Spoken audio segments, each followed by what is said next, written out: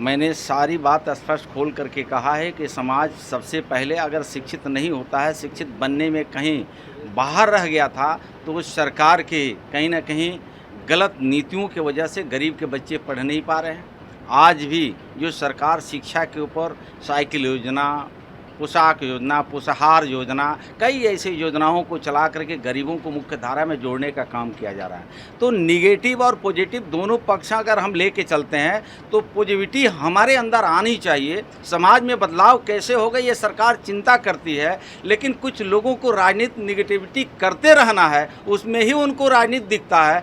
ये home delivery की जो बातें आ रही है वो करवा कौन रहा है, उसके पीछे अगर जाँच हो तो स्पष्ट हो जाएगा।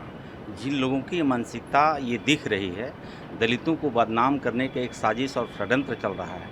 एक खास करके अगर शराब से अनुसूचित जाति, जनजाति, कमज़ोर वर्ग के लोग ही कहीं ना कहीं अपंग हो रहे थे, कमज़ोर हो रहे थे, दिवालियापन हो रहे थे, उनके बच्चे पढ़ने से वंचित हो रहे थे, कमाते कुछ थे, खर्चा उनके पास ज़्यादा था। ये तो सरकार को गरीब, दलित, शोषित, वंचित परिवार के महिलाएँ, पुरुष धन्यवाद दे रही है कि राज्य के मुखिया आदरणीय नीतीश कुमार जी की ये सोच गरीबों के प्रति स्पष्ट दिखा। शराबबंदी करके गरीबों को मुख्य धारा में जोड़ने का जो सरकार की पहल थी, गरीब तो उसको धन्यवाद दे रहे हैं। रही बात शराब पर राजनीति करने वाले लोगों को, तो जब सर्वदलीय बैठक ने तय किया शराबबंदी का, उस समय उनका मुँह क्यों नहीं खोल रहा था?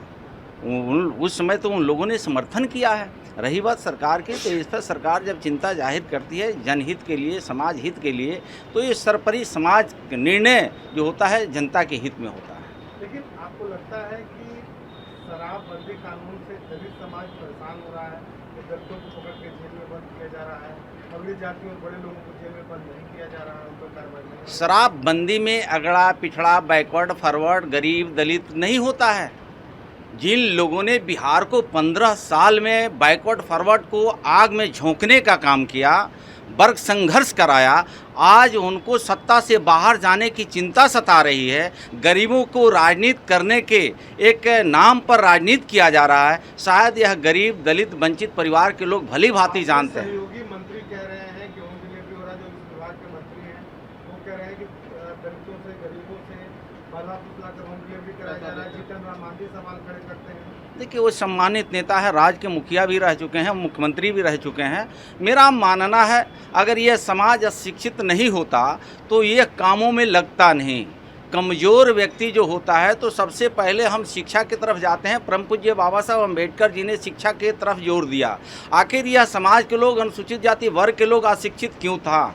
आज यही एनडीए की सरकार, राज्य के मुखिया मांझी जी और रत्नेश सदा के बयान से आप सहमत हैं?